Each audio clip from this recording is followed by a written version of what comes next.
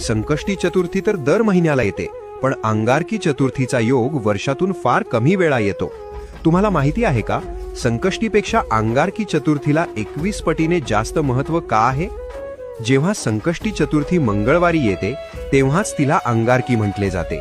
याचे कारण पुराणात आहे. अंगारक म्हणजेच मंगळ ग्रह. अंगारकाने गणपतीची हजारो वर्षे कडक तपश्चर्या केली होती. त्याच्या भक्तीने प्रसन्न होऊन बाप्पाने त्याला वरदान दिले, आजपासून जो वार तुझा आहे म्हणजेच मंगळवार, त्या दिवशी जर चतुर्थी आली तर ती तुझ्या नावाने म्हणजेच अंगारकी म्हणून ओळखली जाईल. या दिवसाचे महत्त्व खूप मोठे आहे. शास्त्र सांगते की वर्षभर येणाऱ्या सर्ण संकष्टी केल्यावर जे पुण्य मिळते ते पुण्य फक्त एक अंगारकी केल्याने मिळते. ज्यांच्या पत्रिकेत मंगळ दोष आहे किंवा ज्यांना कर्जातून मुक्ती हवी आहे त्यांच्यासाठी हा दिवस सुवर्ण संधी असतो. तुमच्या आयुष्यातील सर्व विघ्न दूर होवोत